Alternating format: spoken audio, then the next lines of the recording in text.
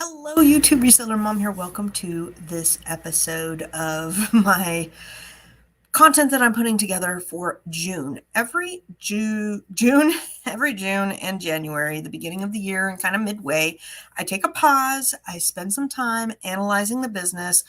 What has Amazon done? What changes are going on? How do I need to adapt? What do I need to do? And June is a good month because it's before Q4. Let's be honest, in Q4, we don't get much done outside of just buy as much and sell as much as you can. And so June is a good time for me to look at how did the first 5 months, 6 months of the year go, and what can I do for improvements? How do I want the rest of my year to look? So it's a good midway point. And the first episode that I did yesterday on this was my use of QuickBooks and what reports and everything I'm going to use to create a budget within QuickBooks. Prior to that, I had used spreadsheets. I talked yesterday about how you could use Sellerboard or Inventory Lab, depending on how your business is set up. But because of the complexity of my business and having a CPA, she runs QuickBooks. Okay, so that was yesterday. You could watch that if you want some in-depth on that. Today is going to be more of the, okay, so I drafted up a budget. I spent about 3 hours yesterday going through QuickBooks, learning it. If you don't know something, it's not as easy. So I anticipate the next time I do a budget, it's going to take me a lot less time because I had to watch a few videos, learn the buttons, learn where to pull things. Got a draft done, a second draft done, and then printed out something to work on. So went ahead and printed that out. And you'll notice on here when I'm covering up my information, but I also have some blue going down. I go ahead and I categorize. I'm going to put that in front of me so I can reference it here. But I went through, let's see here. First up, I printed out January to August. So in January, February, March, April, I can pull from QuickBooks the actual numbers and compare that to my budgeted numbers. So when I was doing the budget yesterday, I pretty much just put in my actual numbers to match the budget numbers. So it will look like in January, February, March, and April that I was pretty much on par with my budget. But that's because those months have already gone. You know, when you're starting midway through the year, you got to start somewhere, right? Okay, and then I want to kind of forecast June, July, August. So now I'm looking at it and I can look at my previous, what is that, 5 months, look at the previous 5 months, and then forecast the next 3 months. And I don't want to say I don't care past August, but I want to dial in my actions and everything and track them for the next 3 months. And if I'm on track, I can easily populate September, October, November, December. I also didn't really want to get too much into the November, December because Q4 is like, way different than your June and July. All right, printed that out. So I've got the January numbers, January through August, and then the total in front of me. And what I did was I took a highlighter. I need to go buy some highlighters because my highlighters were they're falling apart. It's time to buy a new highlighter. It's only been like 15 years. So went through and I marked off with a line ones that I want to kind of research or make some bigger plans around, either research and pull data. We're going to talk about that in a minute. And then I checked mark ones that I had already kind of done. And then I added in the bottom, I will be doing submissions for quarterly tax returns. And I don't know where that's going to fit into the budget. So it's not populated yet. But Q1 was January, February, March, and then Q2 is going to be April, May, June. And so come June 15th, I will be submitting the sales tax returns for any sales tax that I paid on items that I resell. And I need to just flag that because that's got to go into my budget somewhere. It's going to look like an income somewhere in June. I want to make sure I count for that so I don't look back and go, oh my gosh, June was amazing. Well, yeah, because I got a refund on tax money. and just make sure that that is accounted for in these lines. All right. So I highlighted, let's see here. Let's go through the ones that I've already kind of done. Bank charges and fees. I needed to reset up PayPal in a different way so that I don't get charged as much fee-wise when we pay the VAs. I already did that. Insurance, I talked about that already. I called my insurance, let them know, changed a few numbers, and I'm going to save about $30 a month there. Not huge, but I needed to do it anyways. My renewal was by July 5th and just needed to be done. And then, PayPal and partner fees were on here, which are two different line items. And that's okay. It just has to do with how we pay the VAs for tactical arbitrage and run the VA groups for BOLO Groups. Okay, so those ones are done. The ones that I needed to dive into, and basically, the ones I wanted to dive into was Amazon sales. Obviously, if you increase your sales, that's good. Coaching income, kind of thinking about, do I increase that or keep that the same? Not sure. YouTube and affiliate type of incomes. My cost of goods sold, that's something. If I go source and I source with higher ROI, but we'll talk about that in a minute. Supplies and materials, advertising, contractors, interest on any sort of loans or credit cards. I want to make sure I'm not paying interest. That's easy money that can go back into my pocket if I am. Software dues and subscriptions. And then I just have the net income at the bottom highlighted. So my goal is to increase that net income at the very bottom. All right, so now that I've highlighted the items that I want to focus on, let me just talk about what I'm not focusing on. I'm not focusing on my eBay store. I just don't see any really room for improvement there. It's kind of a garage sale type of source for my stuff that's in Amazon that I'm not going to focus on. So not really going to do any work there. I don't really need to do any time or dedication there. It's very low hanging fruit. For other areas I did not highlight, it's because either I don't plan on using them or there's nothing I can really do about it, such as my rent. My rent is locked in. I could go shop around for another place, but the breaking of my lease would be more costly, and that's a huge time-consuming project, and it's not where I really want to focus. I don't really want to focus on moving right now, etc. So things like that, I'm going to not devote time to.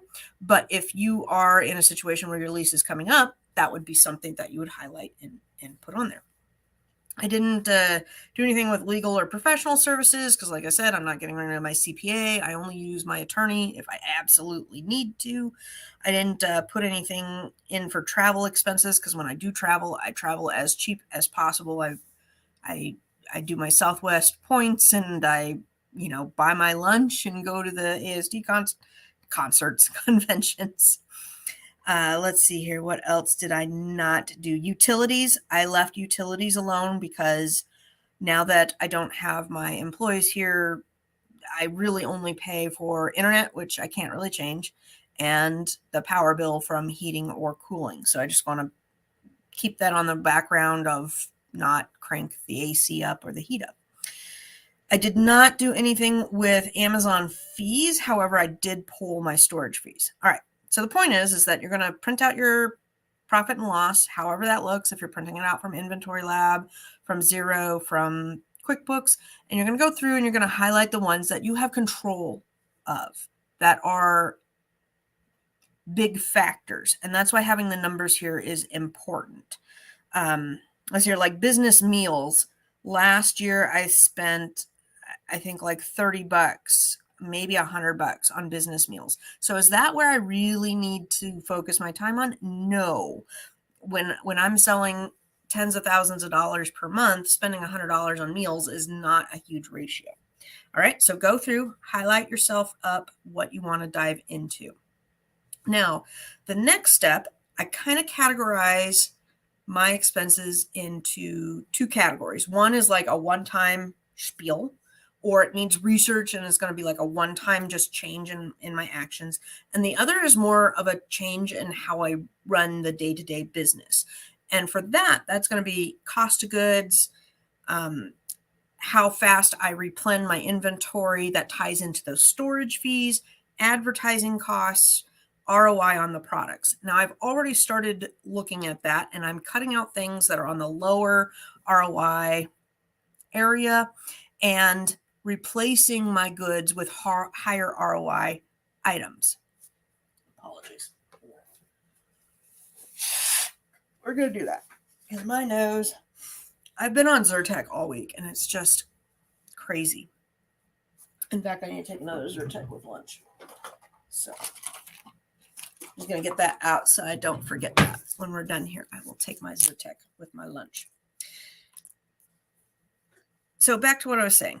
One-time things are things like redoing my business insurance and shopping around for a cheaper insurance. If I was going to move, shopping around for a cheaper rent. Getting rid of my contractors. That was like, labor. It was a big decision, but it was changing, letting them go, cutting that labor out, and then eventually replacing them with hopefully better workers. Supplies and materials. That's going to be a one-time thing where I need to sit down and research, can I get my supplies and materials in a cheaper location? All right, so I got everything highlighted. I'll put that over here. Next, it's time to go pull data. In QuickBooks, I was able to pull some data. This one is my software and subscriptions. So I went through and looked at all of my reoccurring software and transactions and just need to go through and make sure, are these things that I want to keep? Do I really need Be Cool? Do I really want this software or that software? So that's now in my to-do list. And let me share the screen and we'll dive into that next. In Amazon, you can go over to, let's see here, if you're on the main dashboard, you're going to click the amount of money that you're getting from Amazon. It's usually a blue whatever number. And then it drops down and you can either pick US, Canada, or Mexico if you're in the NARF program, and you're going to click the US, whatever that blue link is for your money. It's going to bring up your page, and your page looks, let's see here, at the top, it's going to say statement view, transaction view, all statements, disbursements, date range reports, advertising, invoice history, lending, reports repository. Oh, it says reports repository is new. I'll have to check that out later. From that page, you're going to go over to transaction view to get what I'm looking at right here, transaction view, and it is under service fees. So you're going to select transaction type, service fees. So it goes account type, transaction status, then you have a date range, and I think I pulled from November, basically this year. So either from November or from the first of the month, but I'm really just looking at the last couple of months. All right. When you get that, service fees, this is what's covered in service fees. Cost of advertising, customer return fees, inventory storage fees, long-term storage fees, removal orders when you dispose of things, removal orders when you return them to you, inbound transportation fees, and subscription fees. Subscription fees, I didn't really have anything, but for the rest of this, I went ahead and put together a report like this. If you want to filter things, you just highlight the items right here. You're going to go to data and click filter. This is within Windows, this is a CSV file. So you open it up in Excel. If you don't have Excel, you can do a different file type. Let me think here.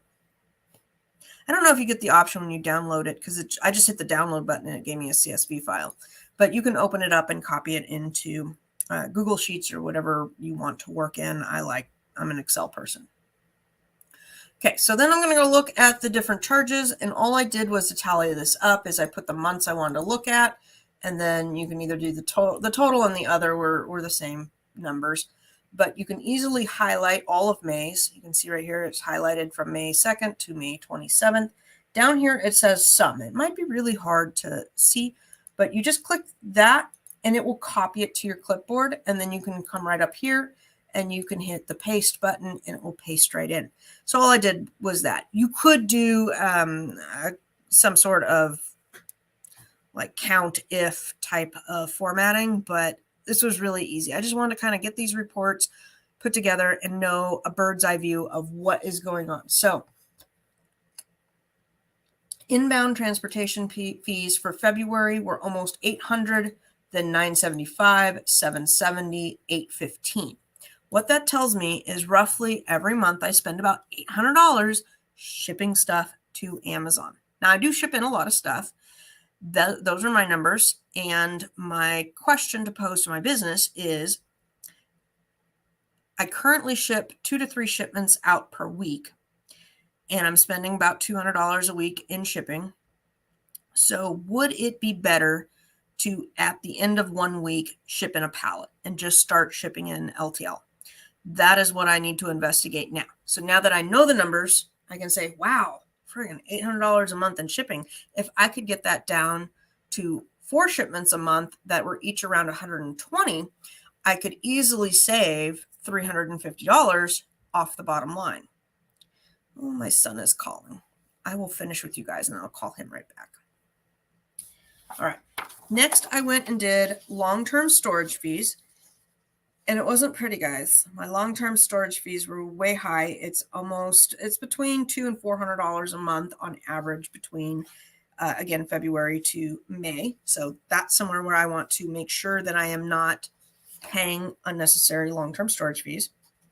Let's see here, my return fees, those were another ones that I spent way too much money sending returns. In May, I spent $248 getting items returned to me.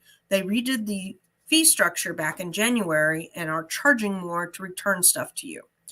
I did pull and look at my liquidations, and basically liquidations are just going to give you a little bit of money instead of costing you money. So I just need to be more on top of these return fees and not use them very much. Disposal fees, though, I didn't even spend more than $20. May was my highest month at $19.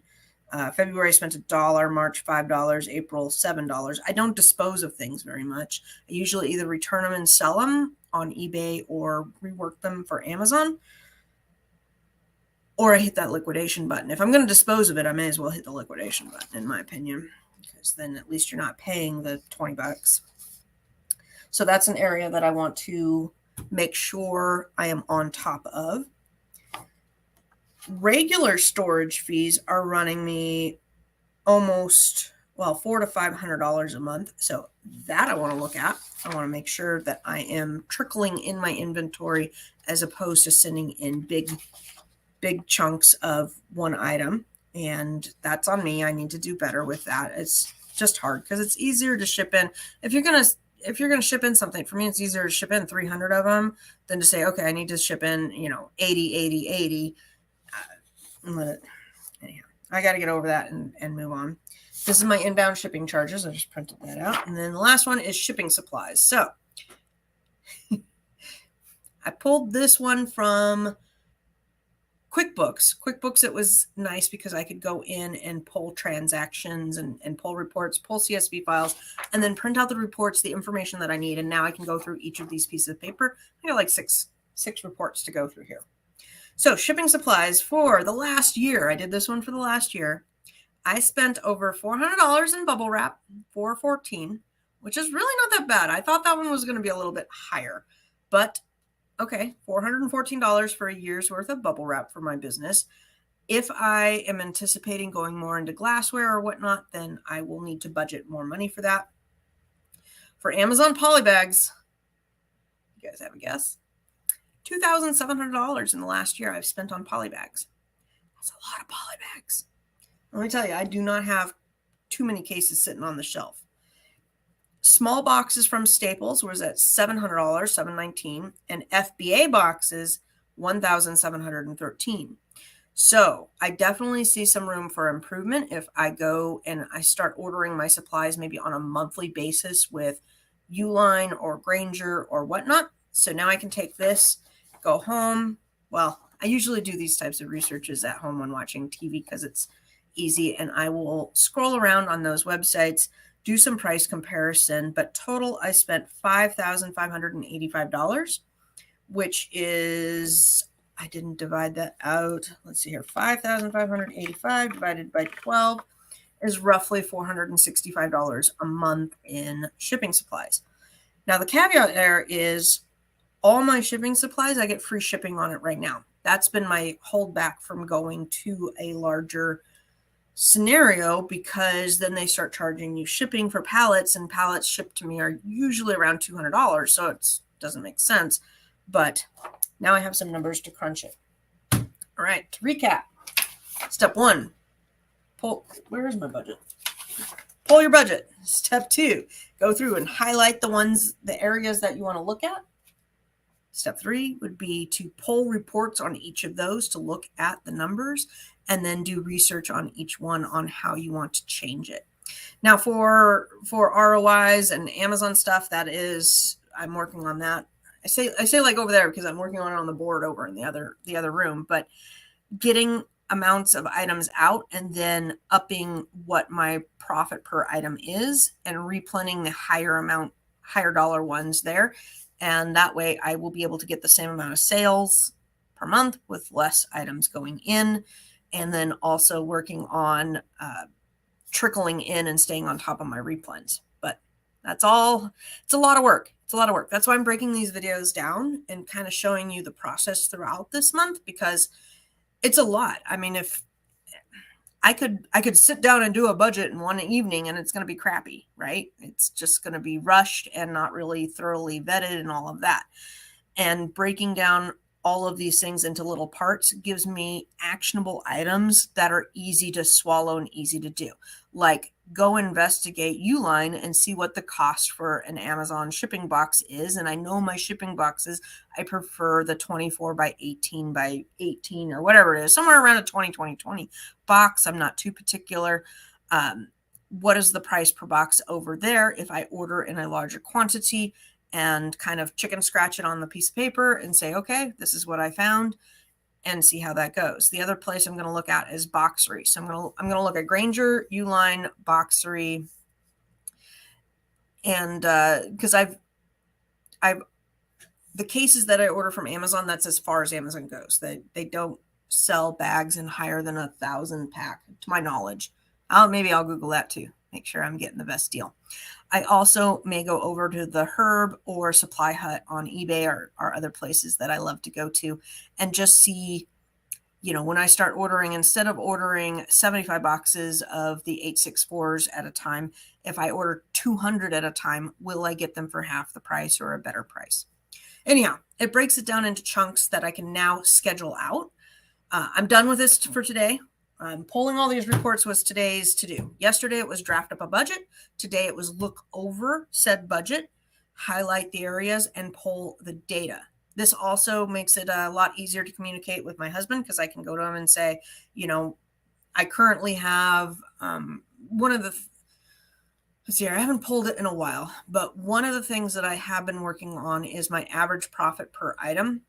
And I was at $3.83 last June when I was doing this, and I have played around with that. I've worked on improving that, and currently today, for the last 30 days, my average profit per item, according to Inventory Lab, is $4.16. So I went from, we'll math this really quick. You with me? Yes. Okay. 4.16 minus 3.83. is 33 cents an item. And if I do about 3,000 items a month, between 2 and 3, it's been more 2 with been a lot of things. That's almost $1,000 a month in profit right there. If we do, we'll do 2 because I've had a rough month getting things out. It's been more like 2,000, but I need to get back up. 660. My son's going to be starting to work for me probably next week. So I'm super excited to have some labor back and work along that. But you can see how just that little bit of improvement from 383 to, what did I say, 416? My brain is going, squirrel. 383 to 416, earning an extra 30 cents per item makes me over $600 a month. Got to think big. So now if I could bring that up even to $5, we'll math here a little bit. 5 minus 3.83 times 2,000 a month is over $2,000 in profits. So definitely something that I want to look at, because when I'm looking at that bottom line, we're trying to make small improvements to put that up. And you add in all the other little things that I'm going to do, hopefully save some money on shipping, save some money on storage, save some money on shipping supplies, saving $30 a month on insurance. You add all those little things up, and it's going to really help out the bottom line. All right, so that's day 2, step 2. Tomorrow, I will probably start diving into each one of these, or just show you what I'm finding for for different things. And of course, yours might look different than mine. If you're just working out of the house, I didn't have very many things to do. So I didn't have to do quite as an in-depth budget. It was like, my big one was when I moved from buying the 100 packs of poly bags to the 1,000 pack cases. And I kind of did that gradually, because going from 100 pack to a 1,000 packs is economically, if you're using 8 different types, it can be very costly just to do everything in 1 month. So I phased it out. Every month, whenever I needed a new bag, I'd order a larger case and build my business up that way. All right. Take care. And I hope these are helping you out. Have a good day.